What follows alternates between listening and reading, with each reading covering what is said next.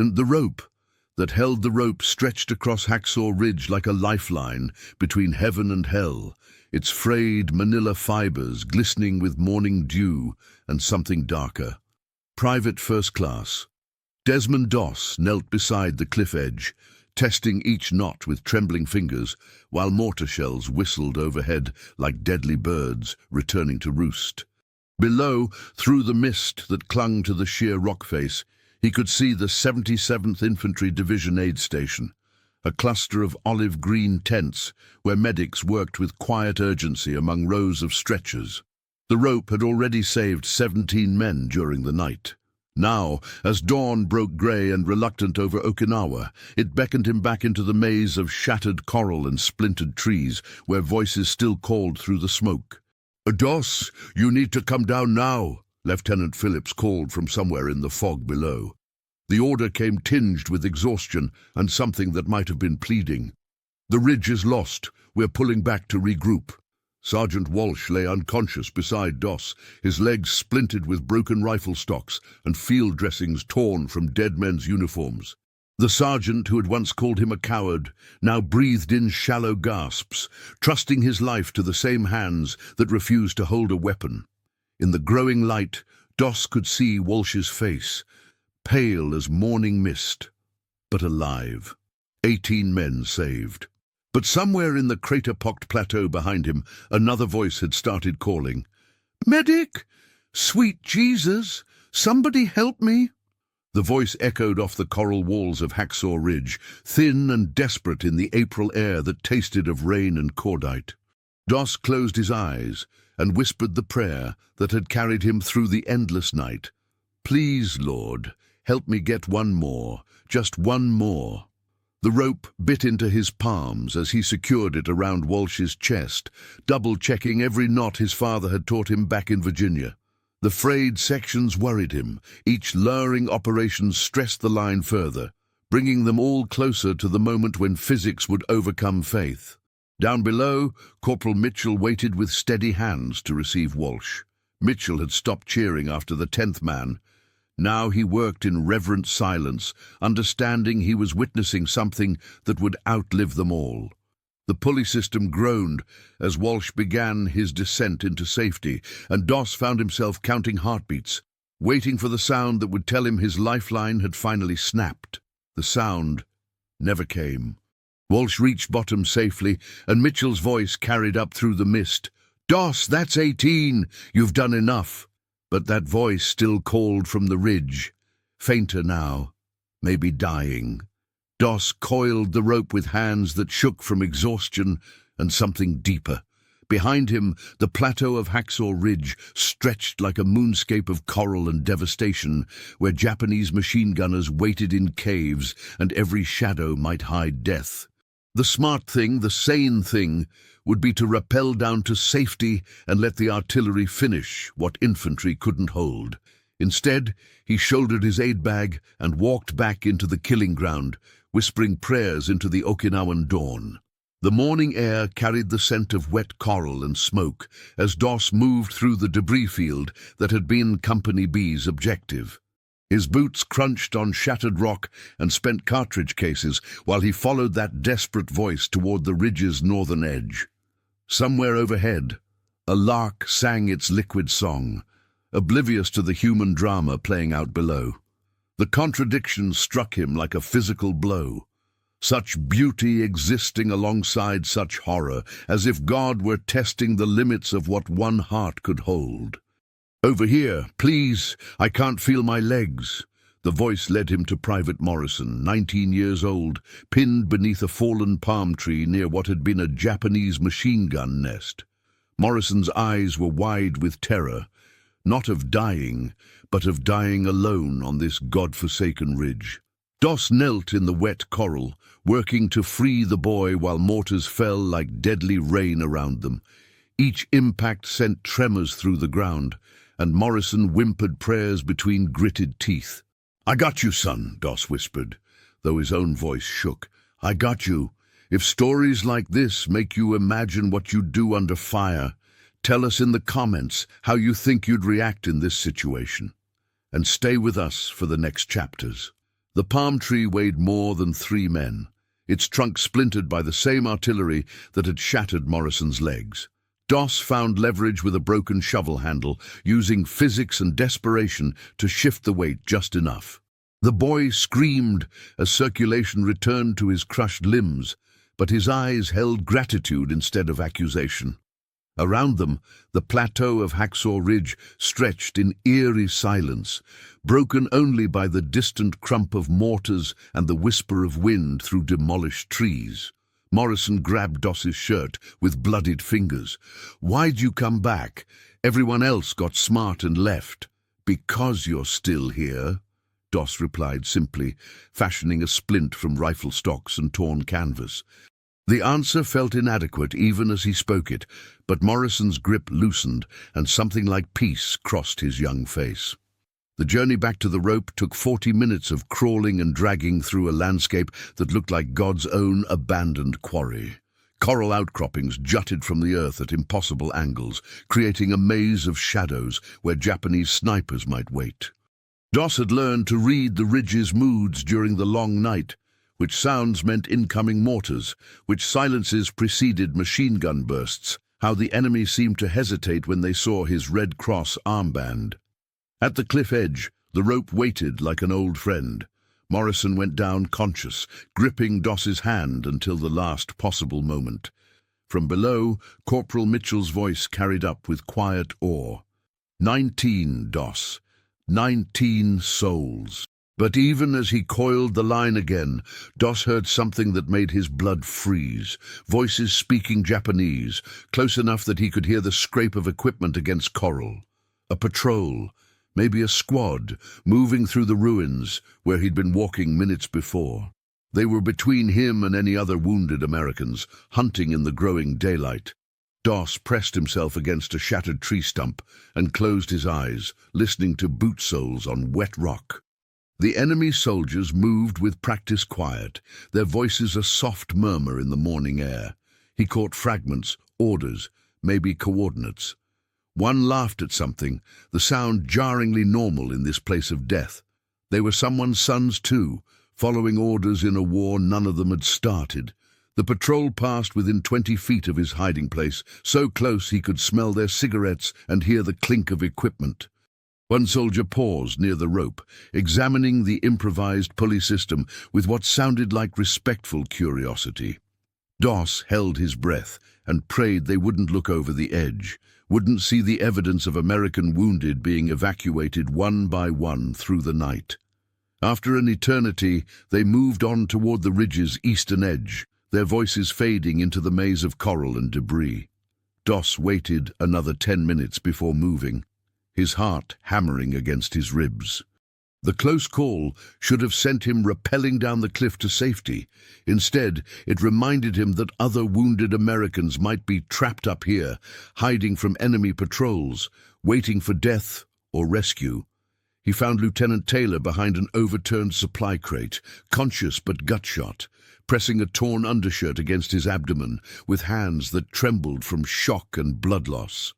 Taylor had been the one to question Doss's fitness for combat, to wonder aloud whether a man who wouldn't carry a rifle belonged in a rifle company. Now Taylor looked up with stunned recognition. "Doss? What the hell are you still doing up here?" "My job," Doss answered, kneeling to examine the wound. The shrapnel had opened Taylor's belly like a grotesque flower, but the bleeding was controlled and the lieutenant's eyes stayed focused. Survivable if they moved fast, and the rope held one more time. "Listen," Taylor whispered as Doss worked, "about what I said before, about you not belonging here. Save your strength, sir. We can talk about it when you're in a real hospital." The trip back felt longer this time, with Japanese patrols somewhere in the coral maze and Taylor drifting in and out of consciousness.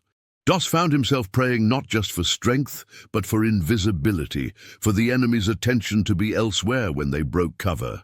The rope waited at the cliff edge like a faithful dog, frayed but unbroken, ready to carry one more life to safety. As Taylor disappeared over the edge, Doss heard Mitchell's voice from below. 20! My God, Doss! 20 men! But the morning was young, and somewhere in the silence of Hacksaw Ridge, he imagined he could hear another voice calling. The ridge fell silent as noon approached, a deceptive quiet that spoke of watching eyes and held breath. Doss crouched behind a coral outcropping, sharing a canteen of warm water with the first conscious wounded man he'd found in an hour, Private Chen from 2nd Squad, who'd taken shrapnel in the shoulder and spent the night hiding in a shell crater. Chen's dark eyes held the 1,000-yard stare that Doss was learning to recognize, the look of men who'd seen too much in too short a time. "How many you got down already?" Chen asked, wincing as Doss cleaned his wounds with precious iodine. 20. Maybe more to come." "Jesus," Chen breathed. "You been up here all night?" Someone had to be. From their position they could see across the plateau, where Company B had made their assault 12 hours ago. The coral was littered with abandoned equipment, rifles, packs, helmets that might still contain their owners. Here and there, olive-drab forms lay motionless among the debris. Some would be American dead. Others might be wounded men too hurt to call out, waiting in silence for help or death. The rope beckoned from the cliff edge, but between them and safety lay 200 yards of open ground swept by Japanese observation posts. Chen couldn't walk. The shrapnel had damaged something vital in his shoulder, but he was alert enough to spot movement. They would have to time their crossing perfectly, waiting for the enemy's attention to wander. "Why do you do it?" Chen asked as they waited for the right moment. "I mean, without a weapon, you could have stayed back at the aid station. Nobody would have called you yellow." Doss thought about it, watching a cloud shadow move across the shattered landscape. "Can't rightly explain it. When I hear someone calling for help, something inside just responds, like the good Lord put me here for this moment. Even when you might not come back? Especially then." They made their move when a flight of Marine corsairs roared over the ridge, their engines drowning out any sound of movement. Doss half-carried, half-dragged Chen across the open ground, while tracers from a distant machine gun searched for them among the coral outcroppings. They reached the rope as the fighters disappeared to the south, leaving behind a ringing silence that felt heavy with malice. Chen went down conscious, gripping Doss's hand like a lifeline.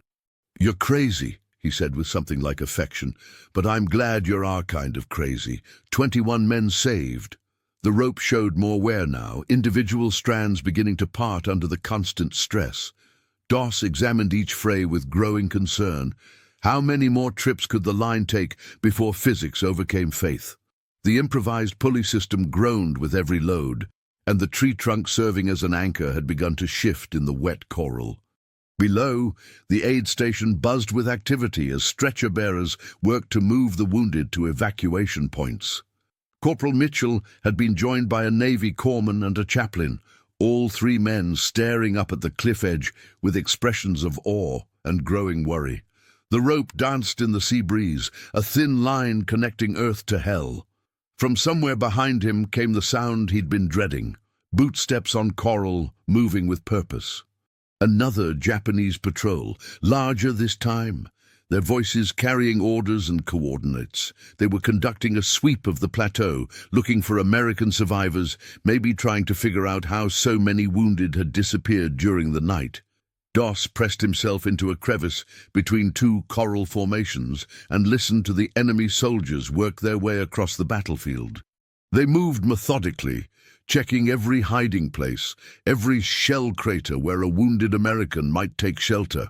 One called out in English, "Americans! We know you are here! Come out, and you will be treated well!" The voice was cultured, maybe an officer who'd studied in America before the war. It carried across the plateau like a lie wrapped in silk, and Doss felt his stomach clench. If there were other wounded men up here, that voice might tempt them from cover, might lead them to surrender when rescue was only hours away. The patrol passed close enough that he could hear their breathing, see the mud on their boots, and the weariness in their movements. They were exhausted too, these enemy soldiers, far from home and fighting a war that seemed to have no end. One was barely older than Morrison, his face soft with youth, despite the steel in his hands. When they moved on, Doss counted to 100 before emerging from hiding. The afternoon stretched ahead of him, full of shadows and silence, and the possibility that somewhere in this maze of coral and death, another American waited for the sound of friendly footsteps. He thought about the rope, fraying with each use, but still holding strong. Like faith, maybe, wearing thin under constant stress, but somehow finding the strength for just one more test. Would you follow the orders exactly, or trust what your own eyes and instincts tell you in a moment like this? Comment which path you'd take, and share this episode with someone who loves real human stories from history. The afternoon sun beat down on Hacksaw Ridge like a hammer on an anvil, turning the coral into a furnace that radiated heat and the smell of cordite. Doss had found 3 more wounded Americans in the ruins of what had been a communication post. Sergeants Brooks and Williams, both unconscious from concussion, and Private Martinez, who'd taken rifle rounds through both legs but stayed awake by sheer willpower. Martinez grabbed Doss's wrist with surprising strength. "There's more," he whispered. "Heard voices this morning. Maybe 4 or 5 guys trapped in a cave near the eastern slope. Japs got them pinned, but they're alive." The eastern slope.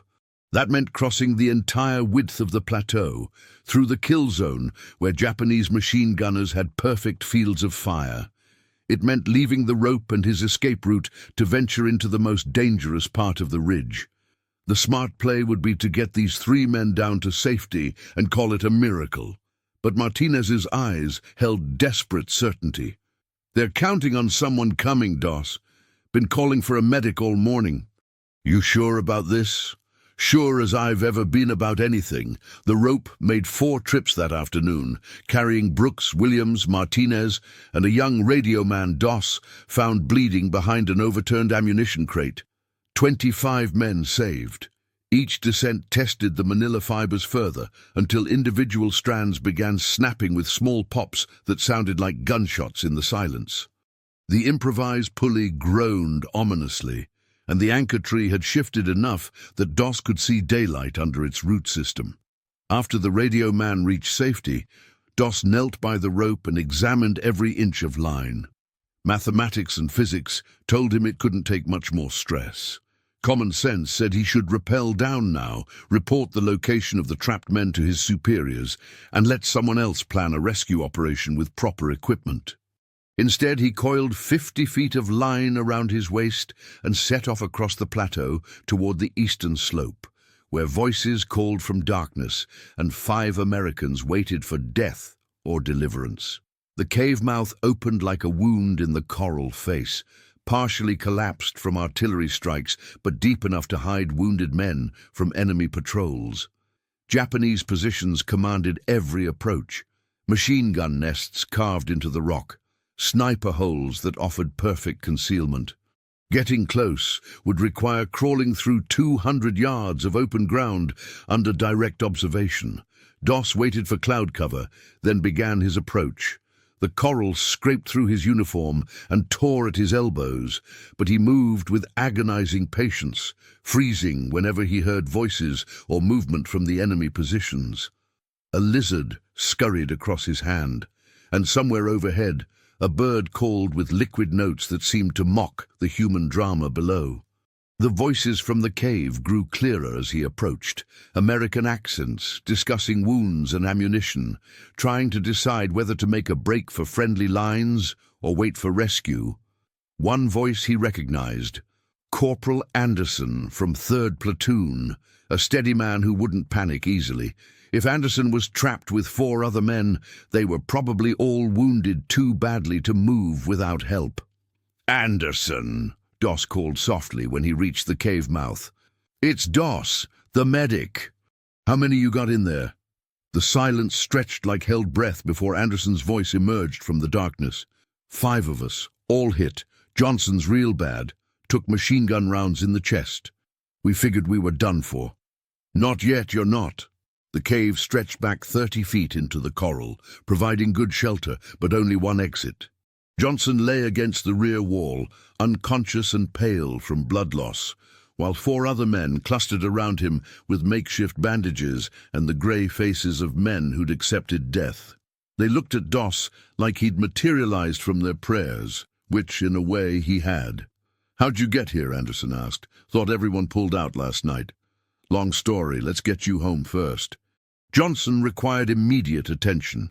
Chest wounds that bubbled when he breathed. Speaking of punctured lungs and internal bleeding, Doss worked by feel in the cave's dim light, using pressure bandages and prayers to stabilize injuries that belonged in a surgical unit. The other men could walk with help, but Johnson would need to be carried. The trip back to the rope took 2 hours of crawling, hiding, and praying. Japanese patrols seemed to be everywhere now, systematically searching the plateau as afternoon shadows grew longer. Twice they had to freeze among the coral while enemy soldiers passed close enough to touch. Johnson remained unconscious throughout, his breathing shallow but steady. At the cliff edge, the rope waited like an old friend, pushed beyond endurance. Doss examined the line one more time and found what he'd feared: stress fractures in multiple strands, individual fibers snapping under load. The rope might take 1 more man, maybe 2, if luck and physics aligned perfectly. 5 wounded men, 1 dying rope, no backup equipment, no rescue team, no margin for error. Doss looked down at the aid station far below, where Corporal Mitchell waited with growing anxiety. The safe play would be to send down a message requesting proper rescue equipment. Steel cable, winches, a recovery team with military engineers. That might save all 5 men if they could hold out another 6 hours while enemy patrols swept the plateau.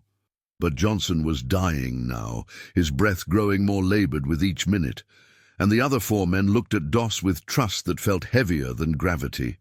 He tied the first knot around Johnson's chest and whispered the prayer that had sustained him through the endless night. "Please, Lord, help me get 1 more, just 1 more." The rope screamed under Johnson's weight, individual strands snapping with sounds like breaking bones. Doss watched from the cliff edge as 26 lives descended on failing manila fiber, his hands gripping the anchor line so tightly his knuckles went white. Below, Corporal Mitchell and 2 other medics waited with stretchers, their faces turned upward in silent prayer. The line held, barely. Anderson went next, then Rodriguez, each descent accompanied by the pop and crack of failing fibers. By the time Private O'Brien began his journey to safety, half the rope's load-bearing strands had parted. The remaining fibers stretched like piano wire under tension, and the anchor tree shifted ominously with each pound of stress, which left Private Kowalski, 19 years old, gut-shot and delirious with fever, staring at a rope that looked ready to part at any second. "It ain't gonna hold, is it?" Kowalski asked with startling clarity, his fever-bright eyes meeting Doss's. "You done saved 28 men with that line. Maybe it's time to quit while you're ahead." Doss examined the rope one more time, counting functional strands, calculating weight distributions and stress loads with mathematics learned from his father's construction work. The numbers didn't lie. The line was finished, held together more by will than by tensile strength. 1 more trip would likely send whoever made the attempt plummeting to the coral below. But looking into Kowalski's young face, seeing the resigned acceptance there, Doss felt something deeper than calculation take hold. The boy had survived machine gun fire, artillery barrages, and 12 hours trapped in a cave surrounded by enemy soldiers. He deserved better than to die on the edge of salvation because some rope reached its breaking point. "Tell you what, son," Doss said quietly, "let's test that faith of yours 1 more time." What he didn't tell Kowalski, what he never told anyone in the 60 years that followed, was what went through his mind as he tied those final knots. The pure terror that gripped him as he realized he was about to gamble a young man's life on prayer and fraying manila. The moment of doubt that whispered he'd already done enough, saved enough, that no one could ask for more. But louder than doubt came the voice he'd heard calling across the ridge all night. "Just one more! Help me get just one more!" The rope groaned like a living thing as Kowalski began his descent. Doss lay flat on the cliff edge, distributing his weight while feeding line through the improvised pulley system. Every few feet brought the sound of more fibers parting, until the rope resembled a collection of threads held together by stubbornness and grace. Halfway down, the inevitable happened. The anchor tree shifted with a grinding sound of wood against coral, and suddenly the entire system was sliding toward the cliff edge. Doss threw himself backward, wrapping the line around his body, feeling the rope burn through his palms as he became the final anchor point between Kowalski and a 100-foot fall. The pain was indescribable. Manila fiber tearing through flesh, his shoulder nearly dislocated by the sudden jerk of Kowalski's weight. But the line held, and 30 seconds later the boy reached safety, conscious and grinning despite his wounds. From below, Mitchell's voice carried up through the afternoon air. 29, Doss, sweet mother of God, 29. But Doss barely heard him. He lay on his back in the coral, staring at the sky, hands bleeding and shoulder screaming, while the reality of what he'd just done settled over him like a weight. For 12 hours, he'd walked the edge between heroism and madness, carrying wounded men through a killing ground on faith and stubbornness. Now, with the rope finally destroyed and no way down except his own body, the full magnitude of his situation became clear. He was alone on Hacksaw Ridge, with night approaching, surrounded by enemy soldiers who knew exactly where he was. No equipment, no backup plan, no realistic hope of extraction. The prayers that had sustained him through the night felt thin and distant now, overwhelmed by the immediate reality of coral against his back and blood on his hands. In the aid station below, they would be tallying his impossible rescue. 29 wounded Americans, pulled from the edge of death by one unarmed medic with a rope and a prayer. The numbers would make their way into reports, then citations, then history books that would describe his actions as miraculous. But lying there on the ridge, Doss knew the truth that would never make it into official records. The terror that had gripped him with every trip across open ground. The moments when he'd wanted nothing more than to rappel down to safety and let someone else be the hero. The calculations that told him the rope would fail, the doubt that whispered he was gambling lives on pride and stubbornness. Most of all, he knew that what people would call courage felt an awful lot like being too scared to stop, too stubborn to quit, too deep in the moment to see any choice except the next wounded man and the next prayer for strength. The legend would say he saved 75 men that night, though Doss never figured out where that number came from. The reality was 29 Americans who went home to families, wives, children they might never have seen again. 29 lives measured against one fraying rope, and the faith that somehow it would hold for just one more. As darkness fell over Okinawa and Japanese voices began calling through the coral maze, Doss closed his eyes and whispered the prayer that had carried him through the longest night of his life. "Please, Lord, if it's your will, help me get down from here. I've got some living left to do." The rescue came at dawn when a Marine patrol found Desmond Doss unconscious in a shell crater 200 yards from the cliff edge, his hands wrapped in torn undershirt and his body curled around a small, leather-bound Bible.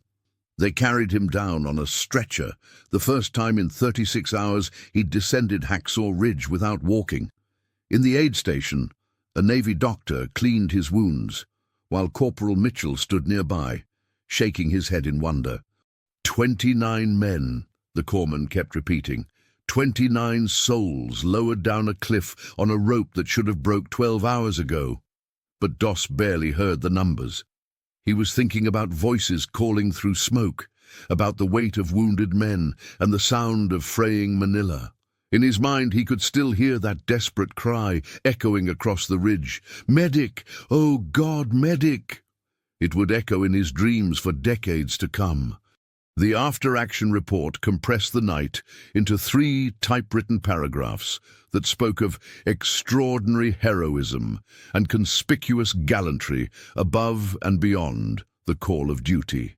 The clinical language stripped away the fear, the exhaustion, the moments when faith felt thin as paper.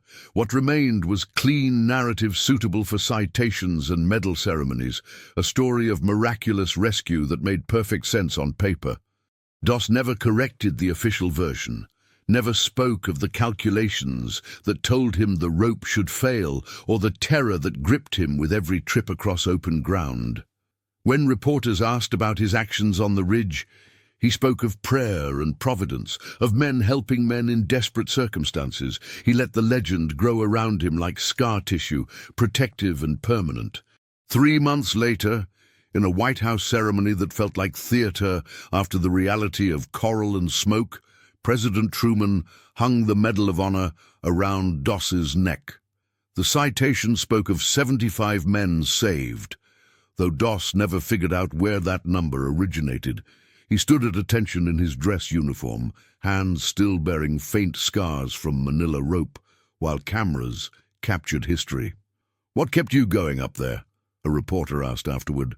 Doss thought about it, remembering voices calling through darkness and the weight of wounded men. "Every life matters," he said finally. "That's what my mama taught me, and that's what I learned on the ridge."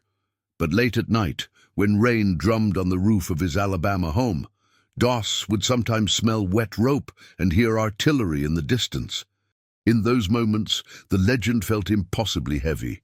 All those lives carried down a cliff on faith and fraying Manila. All those families reunited because one man was too stubborn to quit when common sense said, "Stop." The rope itself disappeared into military surplus, probably cut up for scrap or sold at auction to someone who never knew its history. But its memory lived on in the hands of 29 men who went home to wives and children, who grew old in farmhouses and suburbs, because one night on Okinawa, a young medic decided that faith was stronger than physics. 23 years after the ridge, when Doss's son asked him what heroism really meant, the old medic thought for a long moment before answering. "It's not about being brave, son. It's about being too busy helping to think about being scared. And sometimes, if you're lucky, the rope holds until everybody gets home." In the closet of his bedroom, wrapped in tissue paper and stored in a small wooden box, Doss kept a piece of manila rope he'd found in a military surplus store. Just 6 inches long, frayed at both ends, probably cut from some Navy ship or construction site. But when he held it in his scarred hands, he could feel the weight of wounded men and hear voices calling through smoke. It reminded him that behind every medal, every citation, every story of miraculous rescue, there were human hands holding tight to whatever lifeline they could find. Sometimes that lifeline was rope and prayer, and the stubborn belief that one more life was worth risking everything. And sometimes, if grace and physics aligned just right, the rope held until the last man came home. On quiet evenings, when the Alabama sun slanted through his kitchen windows, Doss would sometimes take out that piece of rope and hold it up to the light. Through the frayed fibers, he could see 29 faces, 29 stories that continued in farmhouses and factories across America, because one night on a ridge in the Pacific, a young man decided that faith was stronger than fear. The voices still called sometimes, in dreams and quiet moments. But now they called in gratitude instead of desperation, and Desmond Doss would smile and whisper back, "I got you, son. I got you." If this story reminded you that behind every medal there's a human being carrying memories we'll never fully see, subscribe to the channel, tell us which country you watch from, and invite someone to revisit history with us in the next story.